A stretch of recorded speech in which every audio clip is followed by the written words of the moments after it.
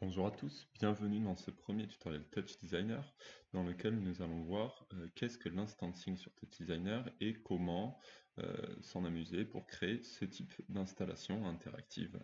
Donc nous allons voir dans un premier temps les bases de l'instancing, comment on va pouvoir assigner une particule à différentes positions dans l'espace et comment ensuite on va pouvoir s'amuser avec une entrée Kinect à créer ce type de système. Donc, on va commencer par les bases de l'instancing. Donc, j'ouvre un nouveau projet. Je supprime ceci. Je ferme la palette et on va voir qu'est-ce que l'instancing.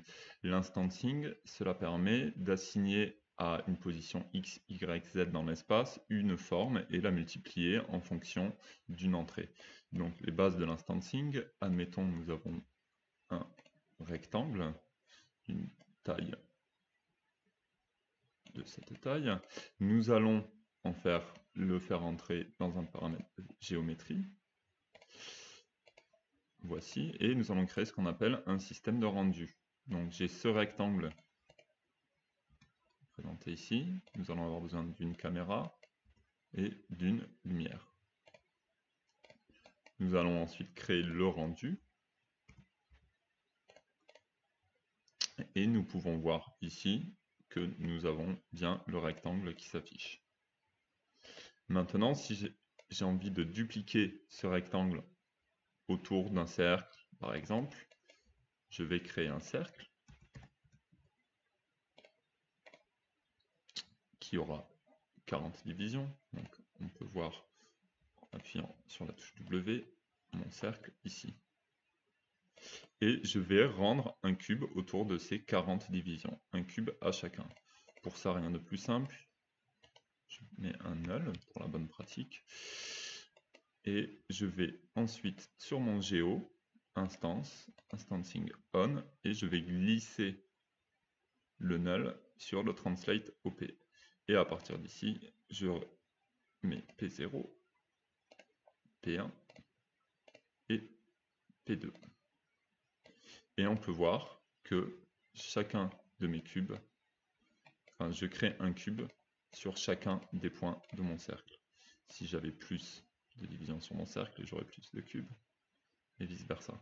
Je peux également jouer sur le paramétrage de la taille de mon rectangle,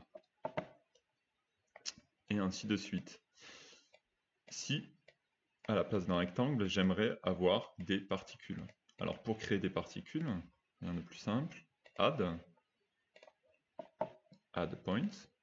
Donc je viens de créer un point dans l'espace, et ce point-là, il va falloir que je le convertisse en particules. Donc je vais convert, et convert to particule par point. Je remplace mon rectangle ici par ce que je viens de créer, et nous avons des particules que nous ne pouvons pas voir pour le moment. Alors on ne peut pas les voir car c'est une lumière qui éclaire. Si je crée par contre un matériel constant, c'est-à-dire que je vais m'affranchir de la lumière, mais je vais donner une teinte, si vous voulez, permanente à mes géométries, paramètres matériel, et là je peux voir mes points. Alors là on a du mal à les voir en arrière-plan, donc on va mettre un fond coloré, et là je peux voir mes points. Donc là on en a très peu, mais si j'augmente les divisions de mon cercle, voilà, on peut voir que j'en ai. Donc là je fais ce qu'on appelle un instancing en me basant sur un cercle. Je pourrais très bien le faire par exemple sur une sphère. Voilà. Si nous augmentons le détail de cette sphère, nous augmentons le nombre de points. Voilà, c'est là les bases de l'instancing. On peut très bien après modifier, par exemple, insérer un opérateur, donc insert opérateur, insérer par exemple un opérateur de transformation ici, et on peut mettre en rotation cette sphère. Donc pour la laisser en rotation, on peut rentrer apptime.second et multiplier cet opérateur par 10 par exemple. Et on va pouvoir voir notre sphère qui se transforme et nos points qui continuent de le suivre. Voilà. Voilà pour les bases de l'instancing. Maintenant, ce que l'on souhaite faire, ce serait de pouvoir instancier notre silhouette et la rendre dans ce type de rendu. Donc pour cela, il va déjà nous falloir obtenir notre silhouette. Donc je vais dans Kinect et je vais choisir Color Point Cloud. Le Color Point Cloud, en fait, c'est tous les points sont codés en RGB, rouge correspondant à la position X, GY et bleu Z, donc la profondeur. On va définir, ce qu'on va réaliser en fait, c'est que pour chaque point, chaque pixel de notre image, on va définir une position X, Y, Z à laquelle on va assigner une particule. Donc là, on peut voir qu'on a une définition de 1920 par 1080, ce qui va faire énormément de points. Donc je vais réduire cette définition. Donc, je vais choisir Custom Resolution et je vais définir une résolution par exemple de 640 par 480, ce qui va faire déjà un bon nombre de points. Je vais y attribuer un null et nous allons déjà pouvoir instancier en se basant sur ce null. Et plutôt que de choisir, comme dans cet exemple, P0 pour position 0, X, Y et Z, nous allons choisir, nous allons mettre ce null à la place de celui-ci et nous allons choisir RGB. Donc, je vais supprimer. Hop. Et nous allons mettre ici, et en translate X, donc en X, on va vouloir R, G et B. Et voilà, nous avons du coup notre entrée Kinect en Point Cloud. On peut le voir si on divise l'écran en deux, et que l'on va dans Geometry Viewer. Ici, voilà, on peut voir toute notre scène qui a été transcrite. On peut refermer ici. Donc maintenant que nous nous voyons ici, on peut voir que la couleur est peut-être trop intense. On peut baisser l'alpha de notre point cloud ou bien zoomer également avec notre caméra. Donc pour zoomer à la caméra, on peut soit ici, car c'est la position Z de la caméra par rapport à l'origine 0, 0, 0. Soit on peut également cliquer ici et avec clic droit de la souris s'amuser à zoomer et après à décaler avec... Pardon, clic du milieu pour zoomer et clic droit pour décaler. Donc nous nous sommes transformés en particules. Maintenant, l'objectif que l'on va essayer de faire, c'était dans l'exemple que je vous avais montré comme ici, c'est de créer une sorte de mur que nous allons pouvoir traverser et notre corps va se dissoudre. Alors pour pouvoir réaliser cela, on va en fait mixer notre entrée Kinect avec une entrée noise de top. Alors, je vais fermer ceci. Donc pour faire cela, on va déjà créer un premier null ici en sécurité. Hop. Donc pour faire cela, on va déjà devoir définir une forme de valeur au travers de laquelle, avant laquelle et après laquelle, notre effet va s'appliquer. Pour cela, on va utiliser le threshold qui convertit l'image en fait en noir ou en blanc. Ce threshold, on va le mettre en greater, donc tout ce qui va être plus grand va être mis en blanc. Et on va choisir, puisque là on va travailler en termes de profondeur, on ne va pas choisir la luminance, on va choisir le bleu, parce que ce sera nos correspondances en Z. Donc maintenant, on peut voir que l'image est noire. Donc on va pouvoir définir ensuite, voilà, à quel moment on veut que notre algorithme marche. Donc est-ce qu'on le veut ici, vous voyez. Donc maintenant qu'on a défini cette valeur, on va pouvoir aussi l'assouplir. C'est-à-dire faire que l'effet soit peut-être moins immédiat, mais plus progressif. Et ceci, on va le mixer avec notre effet de transformation. Alors l'effet de transformation, ça va être un noise, un bruit, donc une forme aléatoire créée à partir d'algorithmes. Donc, clic droit du milieu pour sortir, faire une nouvelle sortie, un noise. Donc je crée mon bruit qui prend les paramètres de son entrée pour définir la taille, la sortie, ce genre de choses. Donc ce bruit, on ne va pas avoir besoin de l'avoir en monochrome. On va le mettre en monochrome, pardon. Et ensuite, on va multiplier ces deux résultats pour obtenir, donc il n'y aura que dans notre silhouette que ce bruit va avoir lieu.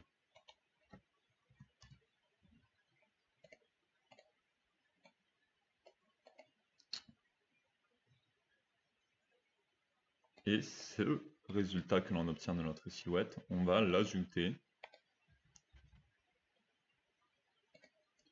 à notre sortie.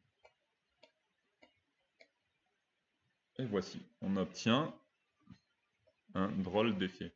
Alors qu'est-ce qui se passe? Il se passe que le bruit est beaucoup trop important. On a un décalage qui est très très fort. Les données RVB ici sont très fortes et donc vont s'ajouter ici aux données qu'on avait de base, mais du coup vont créer des coordonnées x, y, z très fortes. Donc pour cela, on va diminuer l'amplitude du bruit. Alors on voit déjà qu'on a un offset de 0,5, donc ça on va déjà le supprimer. L'offset du coup il décale de moitié, vous voyez les valeurs. Donc ça on le supprime, et ensuite on voit qu'on a une amplitude très importante que l'on va baisser à très peu. On a également une période, donc la période au niveau du bruit, je vais pouvoir vous montrer peut-être de manière plus simple. On va recréer un bruit. La période, c'est ce qui va définir en fait la grosseur du bruit. Donc là on voit que l'on a une période qui est beaucoup trop grande, notre effet est beaucoup trop important. Donc on va diminuer la période. Quelque chose, une valeur qui peut nous correspondre en plus. Là, on peut voir que notre effet, il marche. On va régler un peu les paramètres, les différents paramètres qu'on a. Donc, on va baisser les harmonics. On va ici également. Et on va augmenter l'exponent. Là, on est encore sur quelque chose d'assez... Ah oui, alors, ce qui se passe, c'est qu'au niveau du bruit, au niveau de la sortie de notre bruit, nous prenons l'entrée auquel on rajoute le bruit. Ce que l'on fait déjà là, sauf que ici, on n'en a besoin que au niveau du threshold. Donc, en fait, en niveau de la sortie, on ne va vouloir que le bruit. Voilà.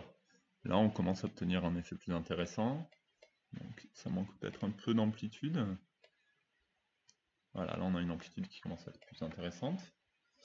Maintenant, on aimerait bien un peu que ce bruit soit dynamique. Donc dans Transform, en Translate, on va pouvoir mettre appstime.seconds qui en fait va transformer le bruit un peu en permanence. Donc là, c'est peut-être beaucoup. On va utiliser ça. 0,1.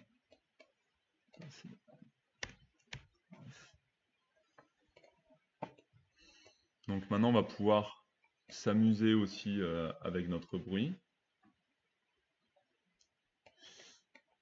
et essayer d'obtenir l'effet que l'on souhaite.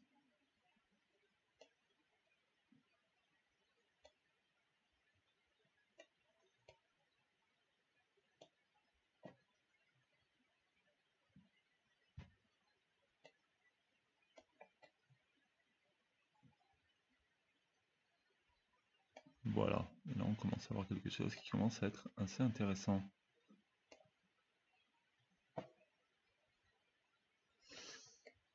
Alors, une fois qu'on a fait cela, on va pouvoir s'amuser maintenant avec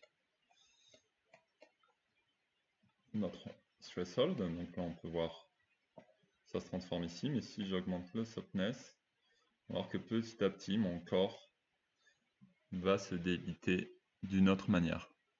Alors ce qui est intéressant, c'est que là par exemple, on joue sur le paramètre bleu, donc la profondeur Z. Mais si on s'amusait par exemple à prendre red, ce serait X. Donc ce qui signifierait que si on baisse notre threshold, on va avoir, vous voyez, notre mur qui va se situer en fait par exemple au milieu si on est en 0. Si on le décale, on va pouvoir, et ainsi on va pouvoir s'amuser à créer plutôt en fonction d'un déplacement horizontal, plutôt qu'un déplacement de profondeur. Si on prend green, ça va être en fonction de la hauteur. Voilà, donc je peux petit à petit faire disparaître. C'est là pour avoir une cassure. Donc là, on voit vraiment la cassure qui se passe. On va repasser sur blue pour l'avoir en profondeur, comme un miroir que l'on viendrait traverser. Donc là, la profondeur, il faut la travailler. Je vais la remettre.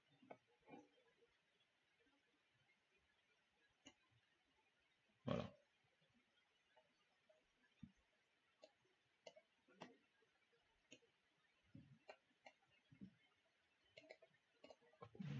Légèrement encore.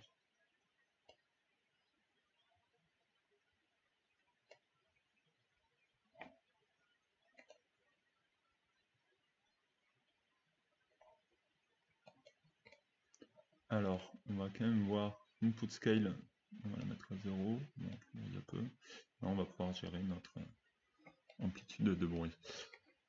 Une fois que l'on a ceci, ce qui pourrait être intéressant ensuite, c'est de travailler en sortie pour essayer d'avoir quelque chose d'un peu plus joli, d'un peu plus peut-être plus de traces, plus de jeu autour de ça. Donc là, j'ai une erreur. Voilà. Donc là, déjà, j'ai descendu mon alpha, donc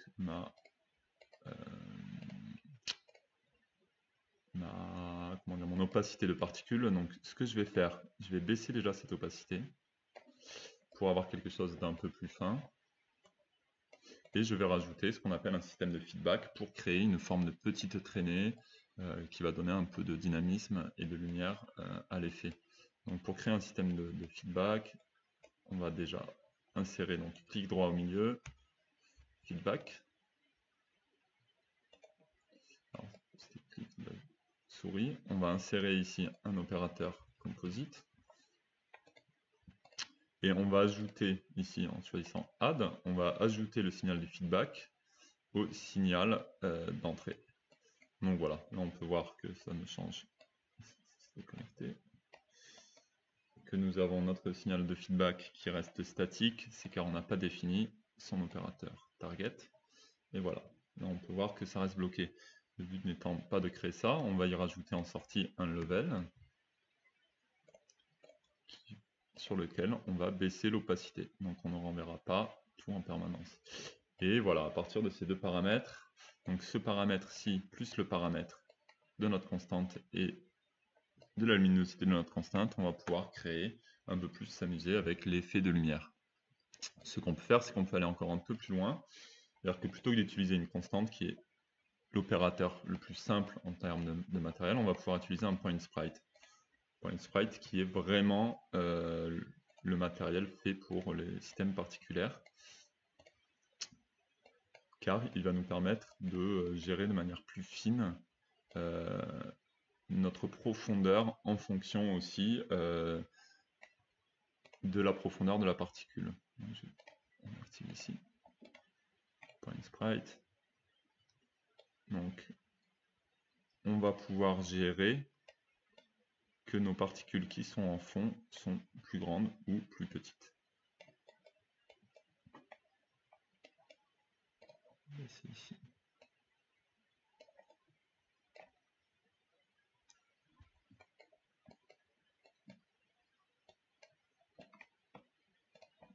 Monter un peu.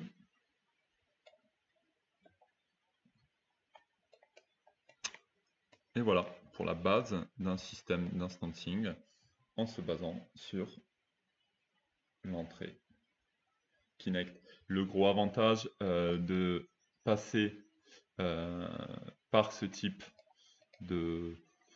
d'opérateurs, c'est-à-dire des surface, des textures opérateurs, des TOPS, c'est que tous les calculs en fait se font sur le GPU, la carte graphique, et non pas comme avec ce type de système sur le CPU, donc le processeur.